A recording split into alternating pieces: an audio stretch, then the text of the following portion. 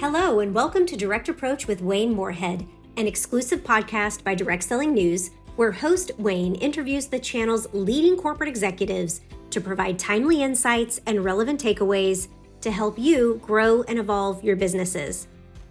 In today's episode, Wayne is joined by Kevin Guest, Chairman of the Board and Chief Executive Officer of USANA. Before we dive into today's episode, we want to share a very exciting opportunity exclusively for corporate executives of DSN member companies. On Wednesday, July 13th, in Flower Mound, Texas, at the Manatech headquarters, located just minutes away from the DFW airport, DSN is hosting a one-of-a-kind personal workshop experience event with Jason Dorsey, Gen Z and millennial speaker, expert, and researcher. Jason was a unanimous audience favorite at the recent April DSU event. The entire event was buzzing about the content that he shared in his keynote address. This is a rare opportunity to workshop with the world's premier expert in marketing to the next generation of sellers and leaders. Bring your strategic plans and questions to engage and interact one-on-one with Jason like never before. Space is limited for this one-day deep dive event, so that we can provide attendees with a truly interactive workshop experience. If your organization is a DSN member and interested in attending, go to directsellingnews.com and click on the attend page for more information about the event.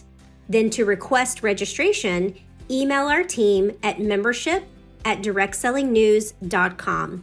If you're unsure if your company is a DSN member, visit directsellingnews.com/membership to verify. If you're not a DSN member and would like to learn more about the membership program, visit directsellingnews.com/membership and find out more information on the join page. Now, on to the interview with USANA Chairman and CEO, Mr. Kevin Guest. USANA celebrates its 30th anniversary this year, and in that time has expanded its offerings to include nutritional supplements, skincare products, healthy living products, and more. The quest to support wellness has resonated both inside and outside the company. In April 2022, it ranked number 14 on the 2022 DSN Global 100 list with $1.9 billion in sales. Kevin's story is a fascinating one, starting early on by being recruited by founder Myron Wentz to create marketing materials in the company's very early days. That then led to an unexpected union that has seen Kevin grow and evolve within the company, wearing a number of hats throughout the years, including Executive Vice President of Marketing, Chief Marketing Officer, President, and Co-CEO. On this episode of Direct Approach, Wayne and Kevin talk about some of the key elements to USANA's growth and why choosing slow growth over rapid success has worked so well for the company. Kevin also talks about the importance of core values and how they affect the company culture. And he looks at recognizing the difference between the customer's experience and the distributor's experience and why that matters. Finally, Kevin and Wayne talk about what they think companies in the channel are doing right and what they can do better. On that note, executives across the channel are constantly looking to learn what's new and what's next for direct selling. We invite you to join us this October 6th and 7th in Irving, Texas for the Fall DSU 2022 event to learn from 30 plus of the highest performing and uniquely innovative companies in the channel.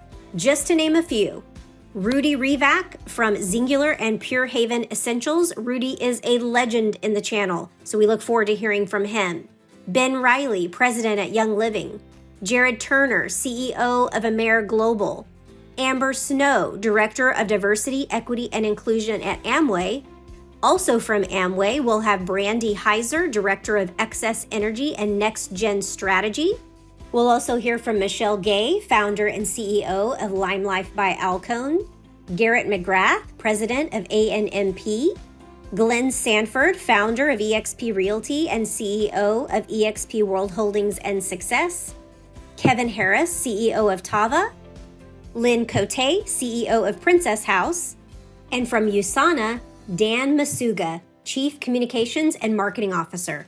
Wayne Moorehead, your very own Direct Approach podcast host. Heather Chastain, founder and CEO of Bridgehead Collective and also podcast host of Iconic Insights. and CEO Stuart Johnson of DSN, Now Technologies, and Direct Selling Partners will be your host of the event. We have so many more speakers to announce in the coming weeks. We cannot wait to share those with you. But this DSU will be the best one yet, with a completely reimagined format with more how-tos and concrete takeaways to help grow and evolve your business. Plus, priceless networking time with your industry peers. Registration will open soon, so save the date for now and visit dsu2022.com for all the details. And now, please help me welcome your host, Wayne Moorehead, and today's guest, Kevin Guest, Chairman of the Board and Chief Executive Officer of USANA.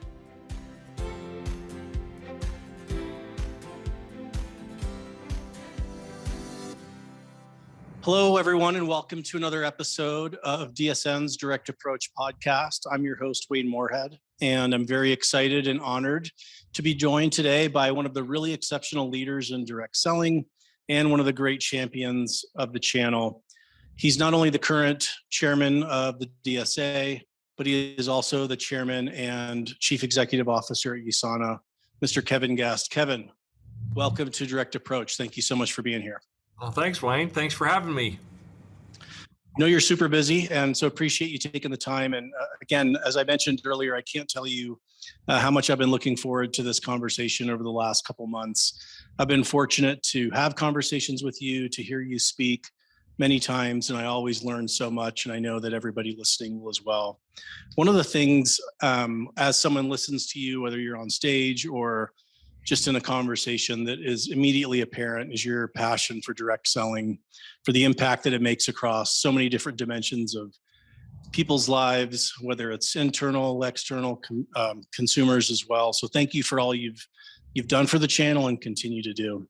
One of the things that I've always found really interesting is that you had a really interesting kind of unique entry point into direct selling that focused more kind of on the experiential marketing side or the event side.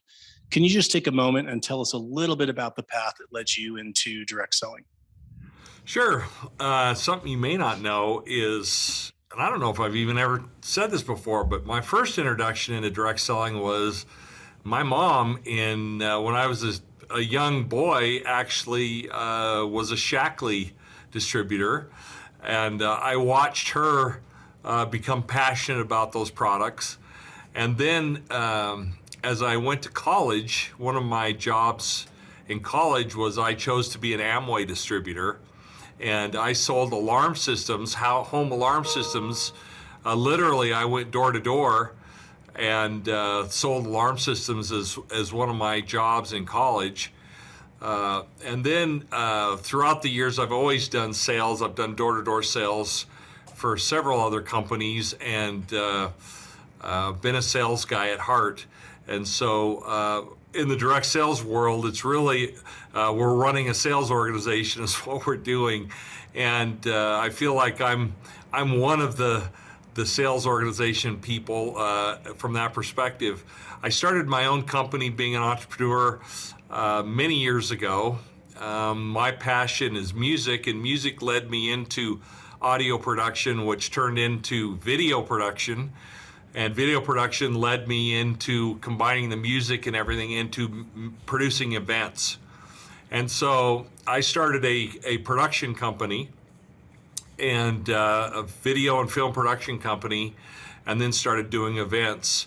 The company, we ended up landing some really nice large national clients. Bank of America was one of our clients, Sun Microsystems, some big companies and several little ones, and being very successful. And I was actually doing some work for some other direct sales companies in the production space when USANA was founded. And my name came up to the founder, Dr. Myron Wentz, a few times about someone who could help him put his story together and put the marketing materials around USANA and so forth. And so I did that. And at the time, Dr. Wentz had spent his initial $1 million that he put into the company into manufacturing and product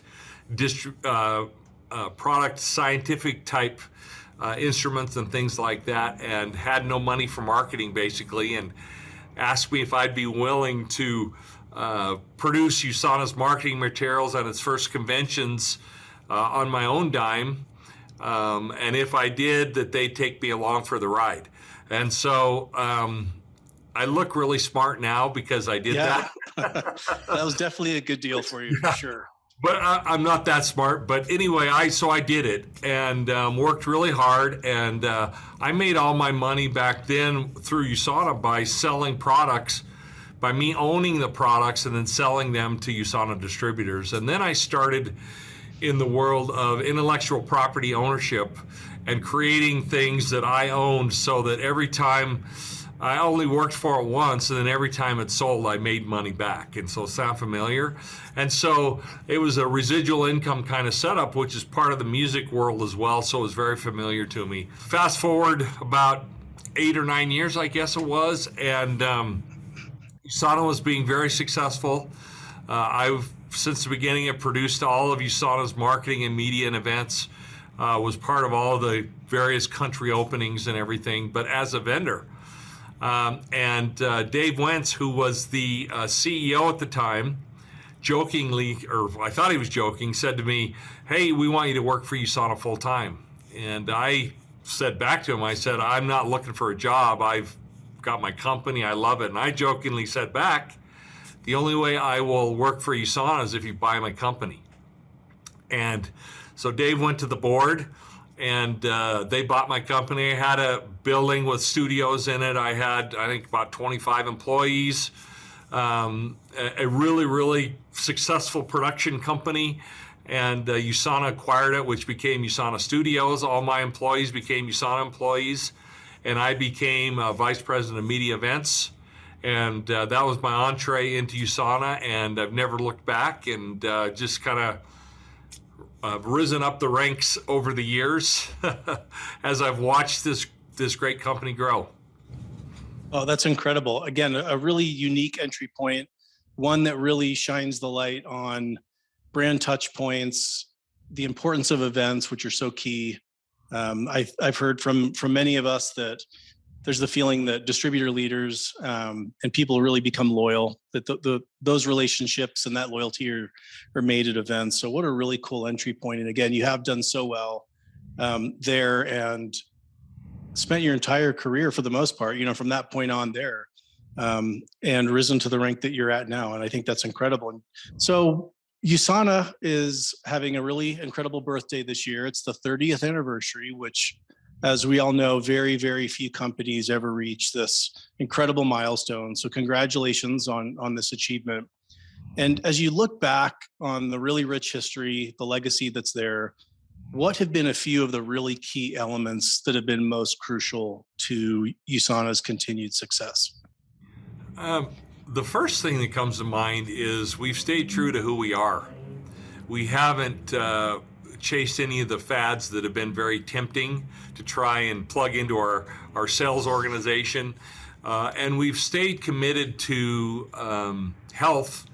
And we also have taken an approach where we do a vertical type process where we manufacture our products. We have control of the process, just like USANA buying my production company. That was a vertical integration of something that was very important, which was media and events into the company. And so we've maintained very close control of the assets that are needed for us to support our sales channel.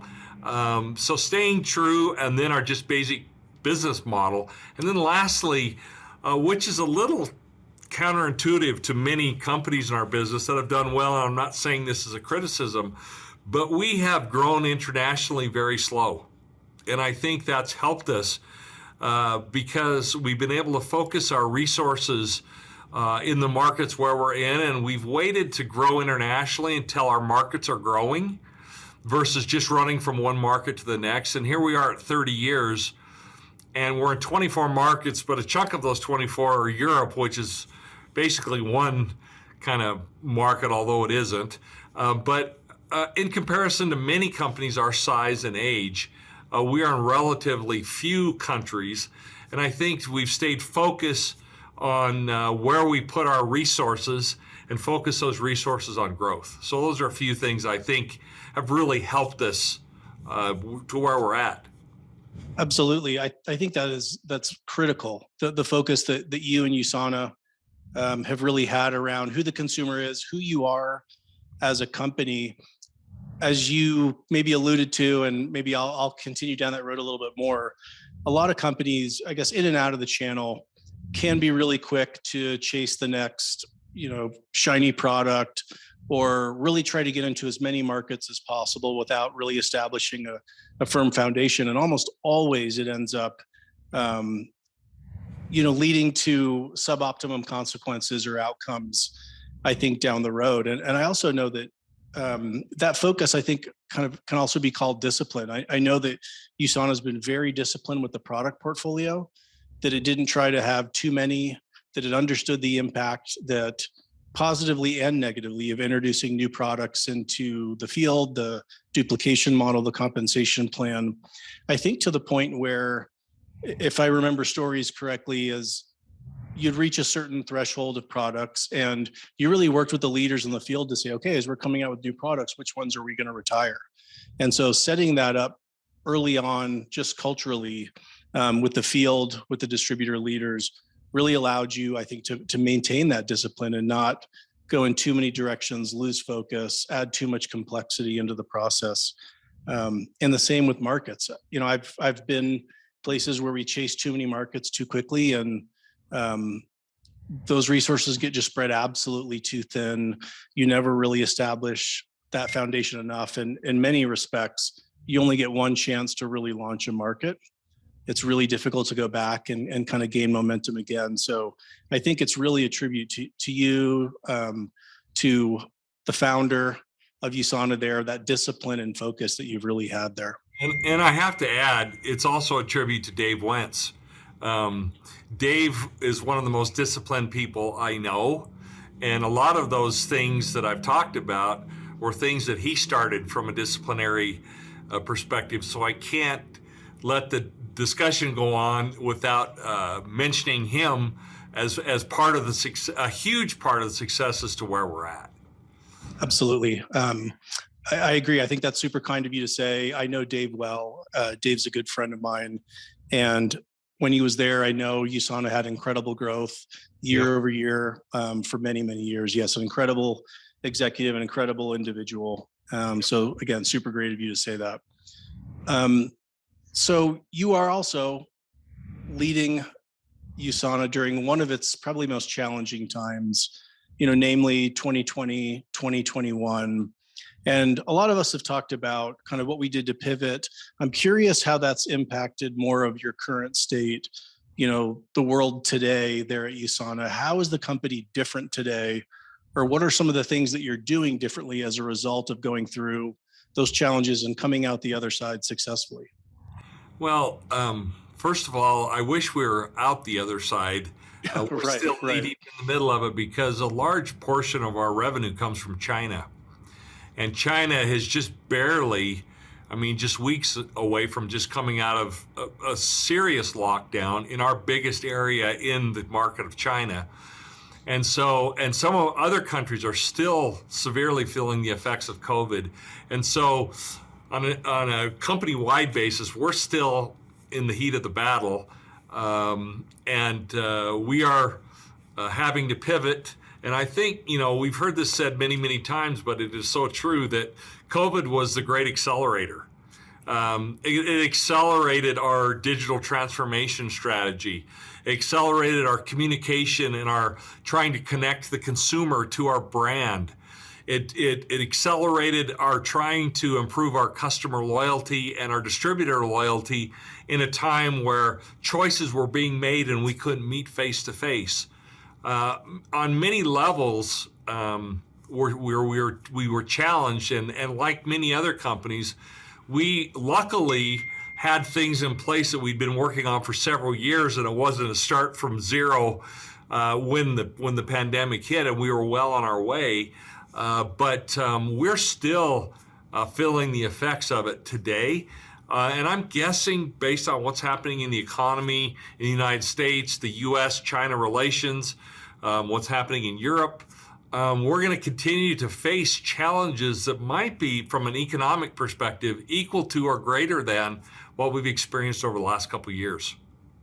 Absolutely. I think that is a really great point. There is still so many effects that are impacting all of our companies, especially those with a global footprint. And, I was just reading before this on the, the Fed raising interest rates again, the largest since 1994. I think we are in for some additional interesting times. And I do think a lot of the lessons, which I think flexibility, adaptability, were some of the key skill sets that companies in our channel really developed and are able to maintain kind of that muscle memory moving into this new time period. It's going to be really important. Yeah. One of the things about that time period, many of us realized, again, those accelerated trends around remote work, and that we can still successfully build companies and manage companies, even if we're not always, face to face. Many companies came out with full remote or some hybrid model of work from home. And lately, just in the last 3 or 4 weeks, many companies here in the US are asking, and I'm saying asking very nicely in quotes, but they're asking employees to come back into the office full time. And I'm curious where you and USANA kind of fall on that, how you feel the most optimal work environment should be going forward, and also how that would impact the culture there. I started out very old school and thinking, okay, you have a job, you want to get a paycheck, you come to work. My feeling on that has evolved. As we look at productivity, it's an issue of productivity, not an issue of sitting at a desk at a location. And can people be productive in a certain environment? And what can we as a company do to support that productivity versus it just being a black and white, come to the office or stay home? And can we support that productivity in the company's interest, which is really the issue. And so what we're doing is we've maintained a flexible schedule where we have asked our employees to come in on Monday, Tuesday, and Thursday, and they can work from home Wednesday and Friday. But they're expected to be here in the office because I believe that the greatest risk in all of this we have as a company is culture. The culture is the magic sauce for all of us, whatever that is, and whatever people have bought into. They bought into a large part the culture. And my biggest worry is that erodes and evaporates. And I believe that in-person is really a fundamental aspect of culture. And so for us, and with our field, we are still going to do some hybrid type events where there is a broadcast component to it, but we're going to focus on in-person as long as it's safe and healthy and all those kinds of things. But I think it's like the old saying where you have the emotional bank account, and as you're like with your wife, if you're doing good things and you're getting along, you're building up credit in that bank account, and then something bad happens, and so you take some out of the bank account and there's withdrawals that happen. I think over COVID, most of us have lived off these bank accounts that we've built up through our connections and our relationships with our field, with our employees. And over the last couple of years, we've been drawing from that bank account, and it's been real hard to refill and get that back to where it was. And so for me, a focus for USANA is how do we refill that emotional bank account, that connection, which in turn results in culture. And I believe that the culture and the morale of our employees equals the culture morale of our field. It goes hand in hand. And if you have a bad or eroding culture with your employee base, those who serve your customer and distributor base, it's going to suffer. And so I think they're not exclusive from each other, but they are very much intertwined. And culture, again, I think the CEO is the culture keeper and has to own it and take responsibility for it. And whatever a company defines as their culture is so important, but it has to start with your core values and those stated core values, and make sure that you're continually feeding into those core values with your stakeholders. And as you're doing that, that will help feed the culture. Oh, that's great. I love the bank account analogy. I think that's really interesting. I hadn't thought of it that way. And I think that there's, to some degree, a dynamic with those that have maybe been in the workforce a little bit longer than others. We understand a lot of these corporate cultures. Maybe we've been at the company longer, so we're more familiar. But I think that culture building aspect, which I know has been so important to you there at USANA and part of your leadership there. I think that if we don't get together in person, if we don't interact, if we don't have these places, these brand touch points, these physical establishments that we can walk and really get a sense for what the brand stands for, what those values are, I think it's really hard to build a culture and even define a culture. And I think one of the things that hasn't gotten discussed a lot is, I think, with remote, is this idea of like mentorship. I mean, I know my career would be vastly different if I didn't have some of the incredible mentors, that I worked with and interacted with on a daily basis. And I think it would be, just the virtual aspect is a very different dynamic. I think you don't get the opportunity to kind of connect and interact as deeply. And so I think as part of that culture, this idea of mentoring those maybe earlier in their career or newer to the company really doesn't get the discussion and the attention that it probably deserves. But a big gap can happen there if we don't help develop some type of bridges in this new work environment to help mentor and provide mentorship. Yeah, I couldn't agree more. But I think it also needs to be very intentional. It can happen organically, and many charismatic leaders, it just does happen organically, but it also needs to be intentional. And as we're mentoring those, if we can be intentional, meaning we're very deliberate in how we're moving forward, I think it will be more effective. And I think it's, like you said, it's more needed now than ever. Yeah, absolutely. And intentional. And as part of that, I think taking the time to really define it. I think a lot of companies talk about values and vision and mission, but haven't really taken the time to define it and socialize it throughout the company so that they become filters and guardrails for everybody in the company, not just, the charismatic founder or something like that. Yeah, for years, I've done this all over the world. I would take $100 bill out of my pocket. I'd say the first person that can come up to the stage and tell me what our 4 core values are, I'll give you this $100. I love that. And there was a while when I wasn't giving that $100 away, but everybody got onto it. And now I can go anywhere in the world and that $100 is gone in a second. Oh, that's great. You know what it is. It's part of who we are. Yeah. That it's being integrated, into the fabric of the company when people can answer it that quickly. And I think sometimes as leaders just going along that, we get kind of tired of saying these same things and reminding people of values or what our positioning or our mission is. But that's really our job, is to keep beating that drum. That number one job, probably, especially of the CEO, is helping everybody understand what that promise is, what that mission is, and what they need to do to deliver on it.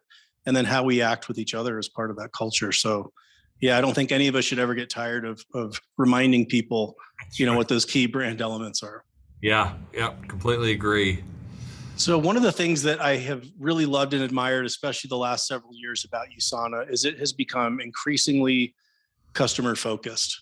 So how has that really impacted kind of the strategic direction, and what are some of the things that you're doing to help make USANA more and more customer focused? Well, one of the things that I realized as we become this customer-centric world, and I think Amazon is one of the companies that kind of pushed us in this space, was at our company here at USANA, we had an incredible distributor experience. We had a horrible customer experience, and they're different. And Yes. Over the last couple of years, we've really started defining those and measuring those in different ways, the distributor experience versus the customer experience. They want to be spoken to differently. The interaction is completely different. And the touch points and the frequency of communication is completely different. And so it's helped us. I would, again, my what I would do is hold up. Well, I'm not satisfied until I could take my phone, I can touch it once, and somebody can order a USANA product, and the next day it shows up on their door. And until we get to that point, and and one last thing, and the person who referred them or them, they receive commissions that quickly, I'm not happy. And we're not there yet, but we've made huge strides in that direction globally. But I think that is going to be the measure of success, is literally, can somebody grab a phone with one click, do business, have been paid, as well as receive a product? That easy, that simple. And that's really something that is a customer-driven initiative, because I've said it over and over, our number one competitor, I don't believe it isn't Nu Skin, it isn't Amway or Herbalife or these other companies. Our number one competitor is the perceived experience the person interacting with our company receives. And if they don't have their expectations met, they'll go somewhere else where they are met, because there are so many options. Absolutely. I agree 1,000% with that.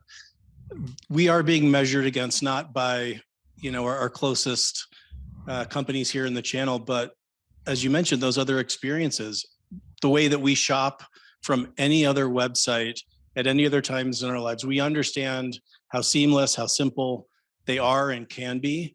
And I do think that that's one of the areas that as a channel, we are a little bit behind.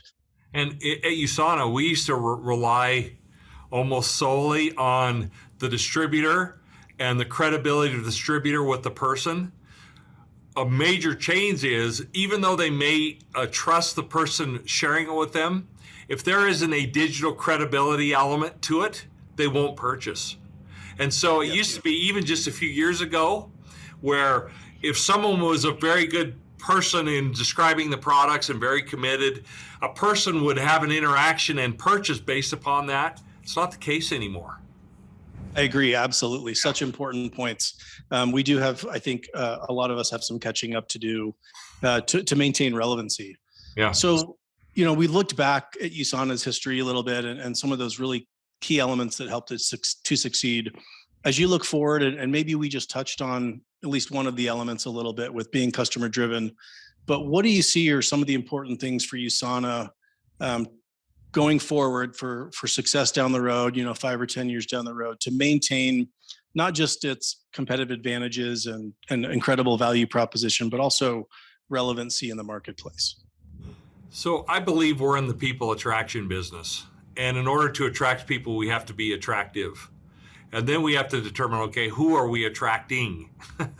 And so we have to be very clear on who the person is that we're trying to attract, but then what is really our value proposition that we have in the marketplace? What sets us apart? What makes us different? But truly, what value are we adding to a person's life? And so for me, an evolving value proposition has to be part of the equation for the future.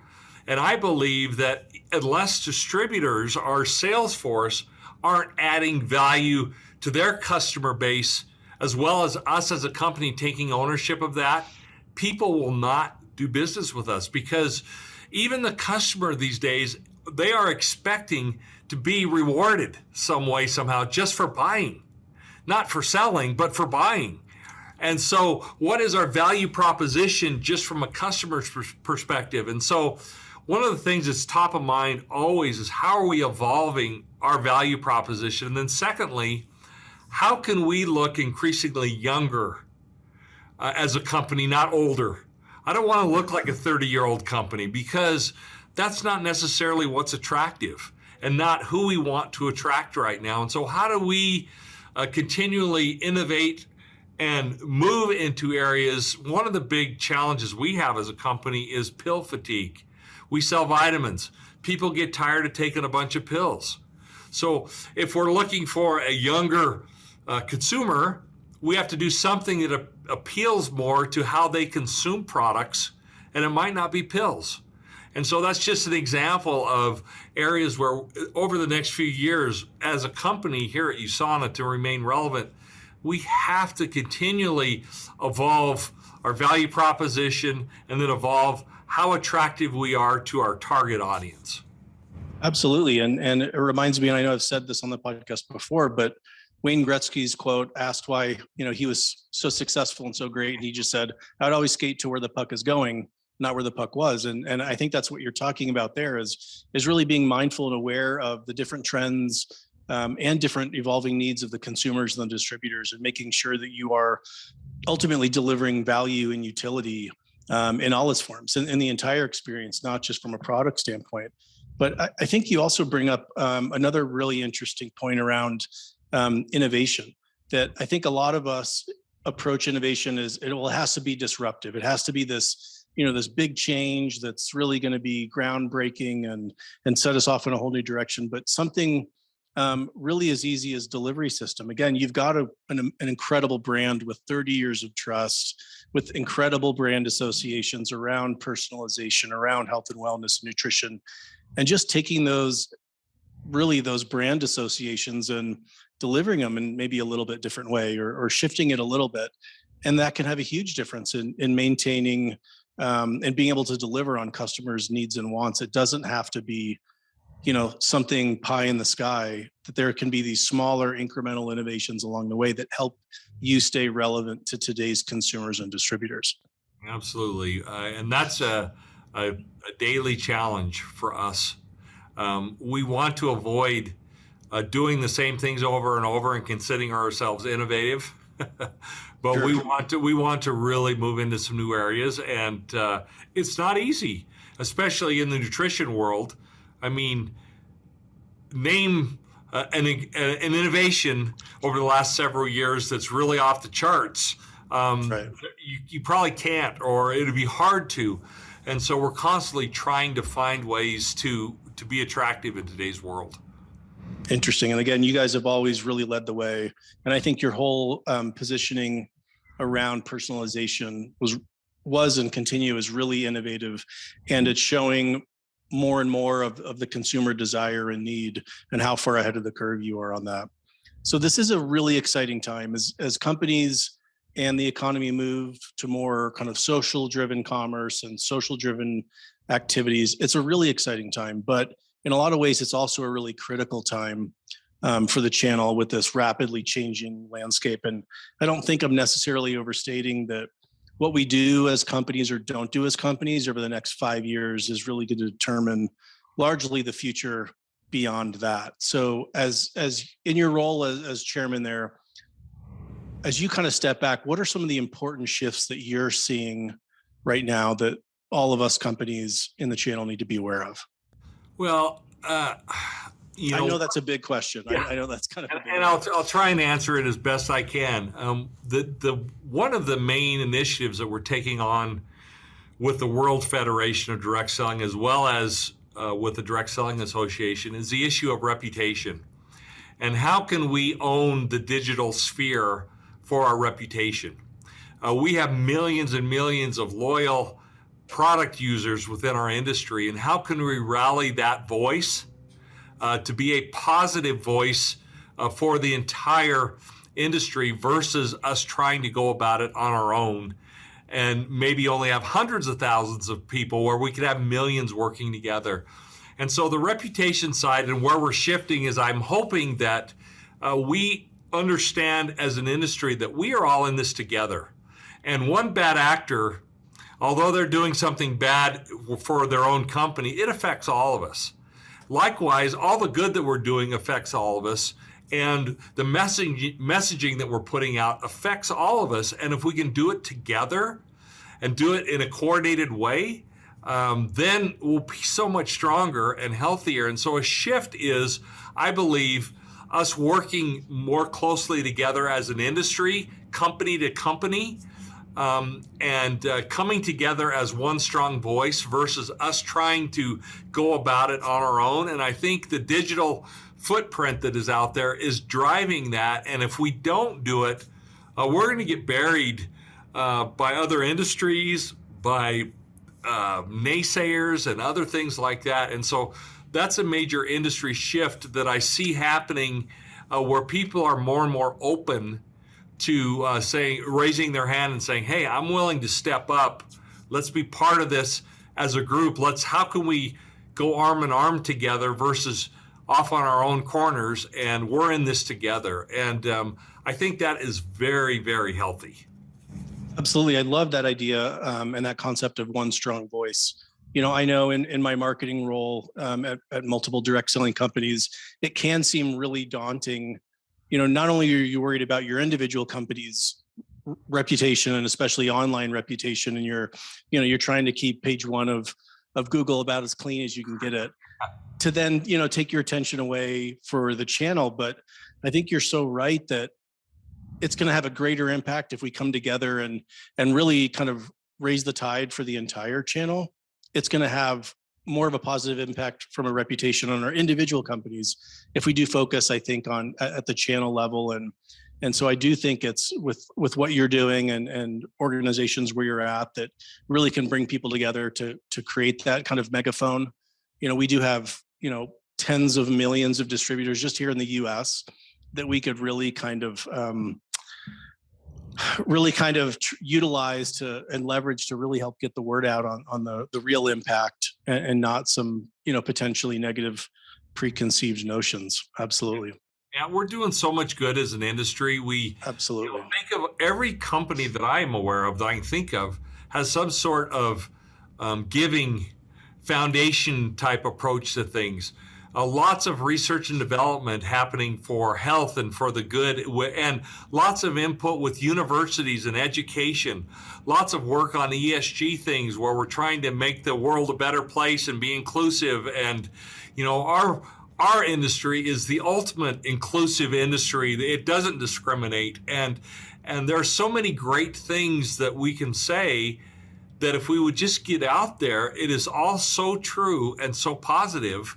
That we can have this positive impact on our reputation. There is so much good that our distributors do, that our companies do on so many levels, and we really need to help tell those stories. What do you feel when you look at the channel generally? What do you feel that we're doing right? And what do you feel that we need to be doing, or what could we be doing a little bit better? I think that's one of them. I think one of the areas where I think we're getting it right more and more is I think people are taking the regulatory environment seriously. And we're seeing people really step up and with support and really understanding and taking the time to understand more and more. And on a local level, supporting their local politicians and those who are policymakers. We've had various things where we've called on companies as an industry to help talk to a congressman about a bill that's being passed. We have thousands of letters submitted. And so that's just one example of many things that are happening. And so one of the things we're doing right is we're really trying to, although the goalposts keep moving and we're trying to figure out where those goalposts are, we're really trying to play hard within the goalposts. And even if we don't agree with them, and many of the things I don't agree with, but it is what it is. So I think that's something that we're getting right as an overall industry.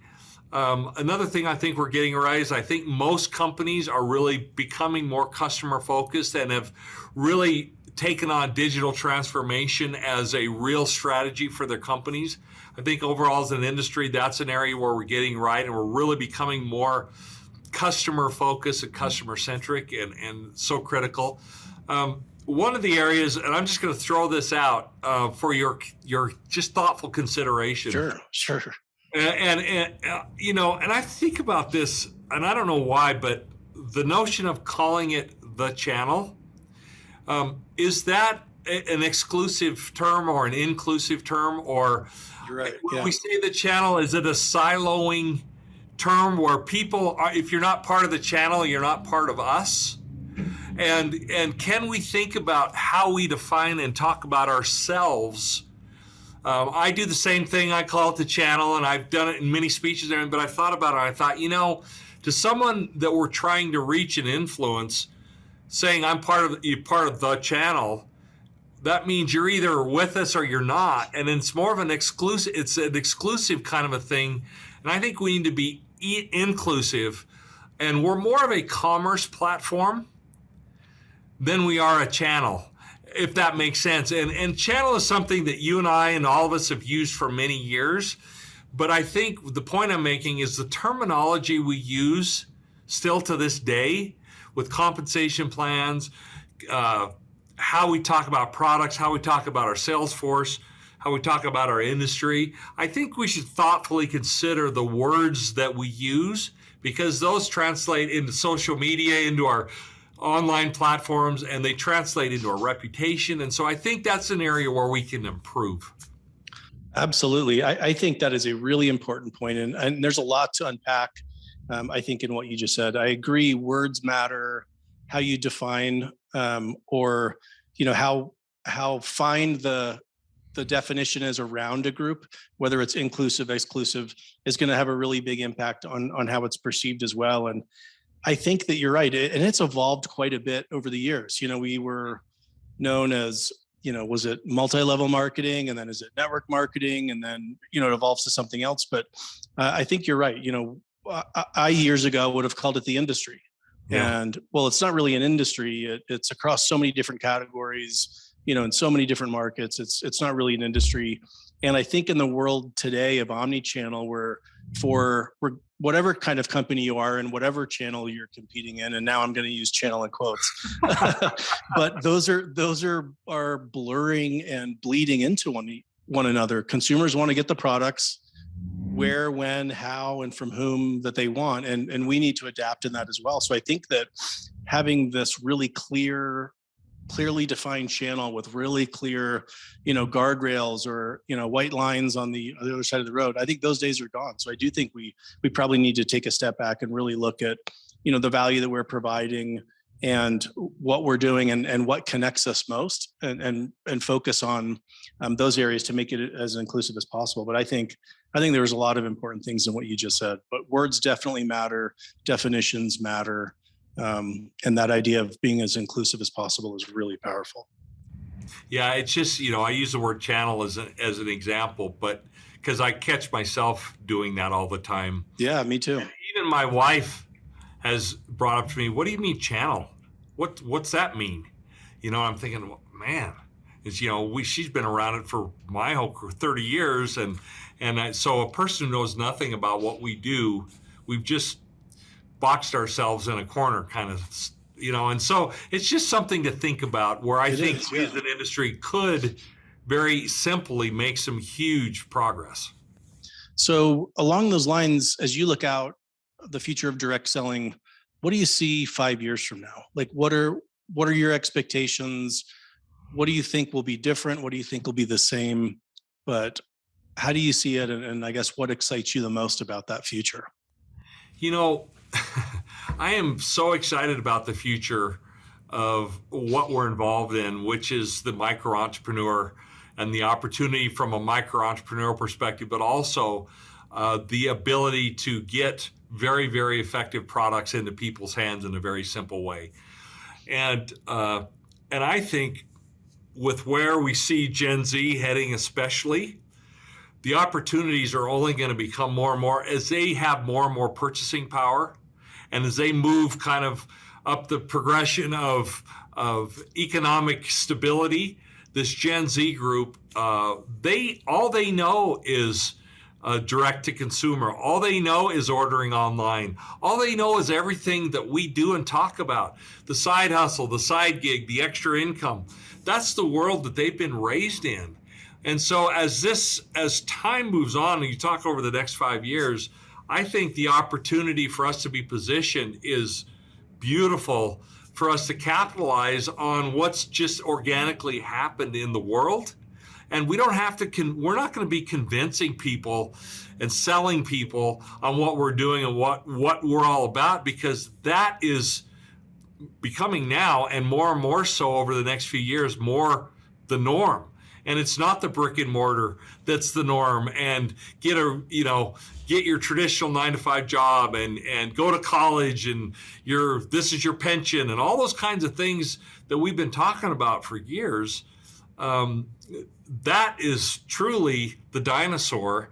And as Gen Z and as the generations and the baby boomers get older, talking about myself, and the younger generations come up, I think our way of doing business is just a natural way, and the opportunity is enormous for us as an industry, as a channel.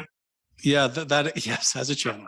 That really excites me as well. I think that the rest of the world is really catching up to one of the things that direct selling has done the best. Micro entrepreneurship, socially sharing products. Now we're all familiar with influencers and affiliates and just the average person sharing online. And so it is so much more relevant, so much more valuable. And I think we have I think the opportunity is ours.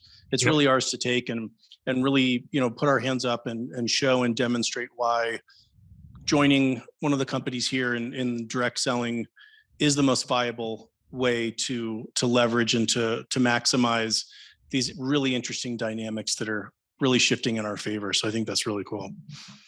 So I want to shift to the last few questions into a few more on the personal side, if that's okay. And these are always some of my favorite and most interesting as I really get to know people. But what person, as you look back on your career, and it could be inside or outside of your professional life, but what person or experience has had the biggest impact on how you lead?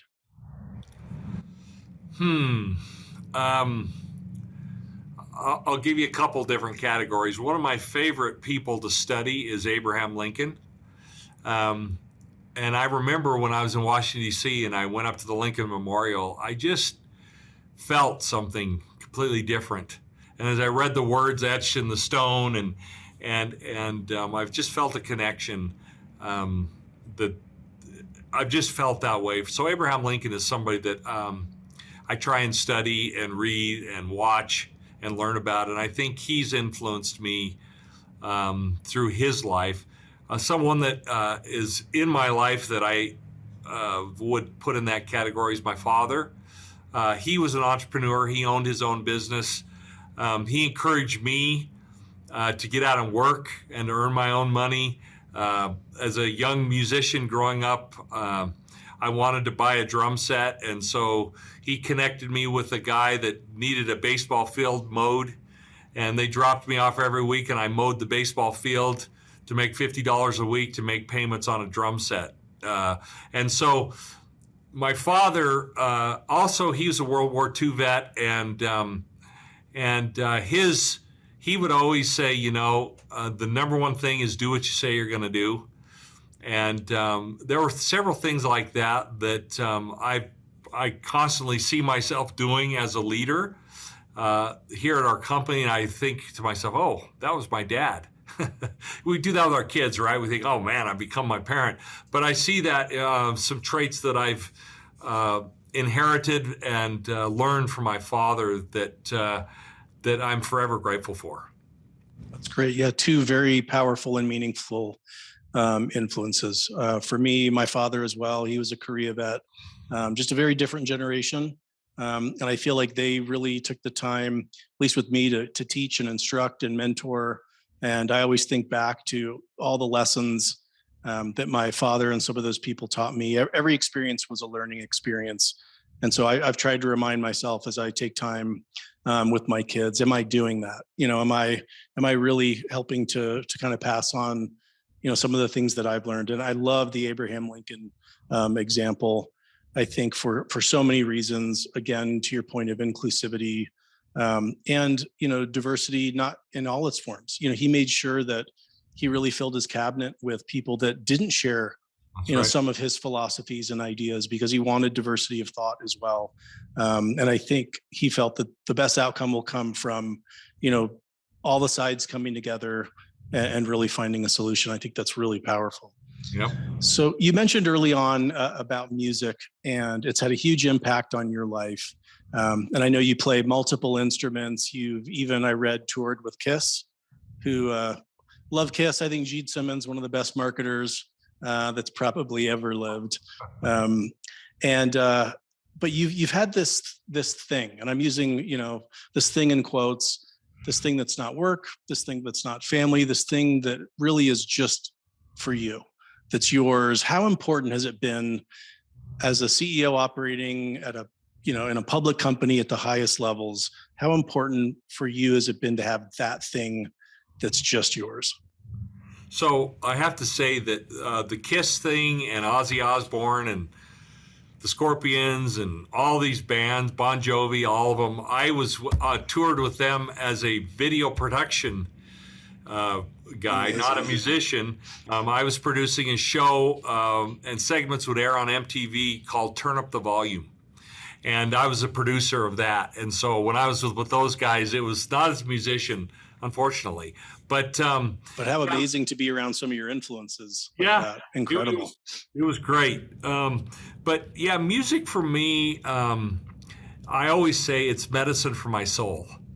And it truly is medicine for my soul. And one thing that I've come to realize, especially with the demands on my time, and the demands not only as being a father, a husband, now a grandfather, as well as being a CEO and the chairman of the DSA and outside church volunteer responsibilities and everything, is where is there time for me? And I think that we in our busy world don't take enough time for self-care, because we're giving of ourselves to everyone else. And it's the old metaphor of it's impossible to draw water from an empty well. And so many times we're constantly dipping into the well and drawing the water out, and we're not doing anything to put water back in. And there comes a point where you dip in to get water and there's nothing to get. And I got to a point personally where I thought I was there. I didn't have any more to give, and I had a very serious crisis in my family that I was dealing with, and it about put me under the table. And that's when I refocused myself and just realized that self-care is, if I'm not good to myself, I'm not going to be good to anybody else. So for me, music is a way for self-care to refill my well, so that when I need to dip in there, which I do every day, there's something to give. And I think for me, as you think music, and for some people it's golf, for some people it's doing charitable work, for some people it's reading, it's a host of things, whatever it is for individuals. I think it's important that we take time, again, being very intentional, to say, you know what, I'm going to practice some self-care, and I'm going to take care of myself. And that for me is what music is. I love that. That is so powerful. I think I mentioned this to you before, but I've heard you speak, along these lines once somewhat recently, and it had an enormous impact on me. I've reflected on that more times than really I could probably count, sincerely. And it was important for me to hear somebody at your level that, again, you just listed, there was a laundry list of things that demand your time and that you're involved in that are, way longer than, my list would be. But hearing you talk about that, I felt like gave me permission to really focus a little bit inward too. I know we idolize, grinding it out and, giving everything to everyone, but I love your analogy of, you can't draw from an empty well. And I just want you to know that that's had a really big impact on me. I've reflected on it a lot, and I've really tried to make strides to make sure that my well is full as well, so that I can, help fill others. So thank you so much for that, for the courage and the vulnerability, and for the really powerful insights. Thank you so much for the wisdom that you shared with us today. And finally, thank you so much for all you do for all of direct selling. I know that you're a great champion out there, fighting the good fight for all of us, because you're passionate, because you know the impact that it has. And on behalf of all of us, thank you so much, Kevin. Well, I appreciate it. And same to you. I mean, you're doing a great service by these podcasts and giving people a different outlet to learn and understand about what we're all about. And, it's my honor. I feel like I've been given so much, and direct sales, the channel, whatever we want to call it, has been so good to me and my family, and I've seen it be good to hundreds of thousands. I think I'm duty bound to give back, and it's something I love to do, so I appreciate it. That's great. Well, I'm excited for our future as well. So great to talk to you today. Please give our best to everybody at USANA and to your family at home. Thank you so much, Wayne. Same to you. Thank you for tuning in. We invite you to subscribe so that you're the first to know when new episodes are available. And don't forget to save the date for October 6th and 7th for the Fall 2022 DSU event. Go to dsu2022.com for more details. Thank you for listening and supporting DSN and the Direct Approach podcast.